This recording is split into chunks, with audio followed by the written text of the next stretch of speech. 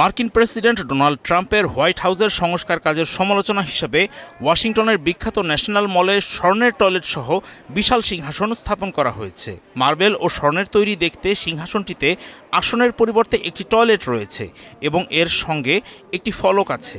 সেখানে লেখা আছে রাজার জন্য উপযুক্ত সিংহাসন।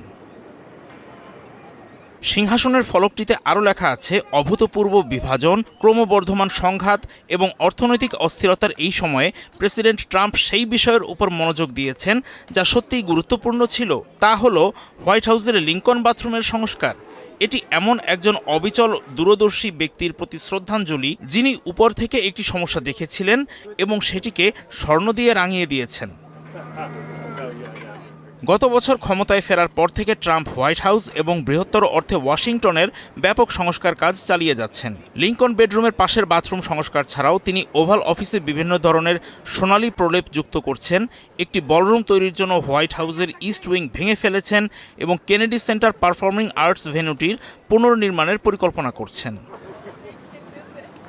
হোয়াইট হাউসের মুখপাত্র ডেভিড ইঙ্গেল বলেছেন, ট্রাম্প হোয়াইট হাউস এবং আমাদের সমগ্র জাতীয় রাজধানীকে আগের চেয়ে আরও সুন্দর করে তুলছেন। আলোচিত সিংহাসনটি সম্পর্কে মন্তব্যের অনুরোধের জবাবে ইঙ্গেল বলেন, প্রেসিডেন্ট আমেরিকান জনগণের পক্ষে কাজ করা কখনো বন্ধ করবেন না এবং বিপুল ভোটে নির্বাচিত হয়ে তিনি যে প্রতিশ্রুতিগুলো করেছেন তা তিনি পূরণ করবেন।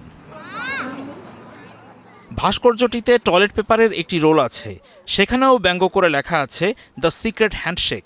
মার্কিন গণমাধ্যম অনুসারে একই নামের একটি গোষ্ঠী এর আগে ট্রাম্প এবং প্রয়াত অর্থদাতা ও যৌন অপরাধী জেফ্রি এপস্টিনের হাত ধরে থাকা একটি মূর্তির দায় স্বীকার করেছিল। রয়টার্স তাৎক্ষণিকভাবে গোষ্ঠীটির সঙ্গে যোগাযোগ করতে পারেনি। ন্যাশনাল পার্ক সার্ভিস মন্তব্যের অনুরোধে তাৎক্ষণিক সাড়া দেয়নি।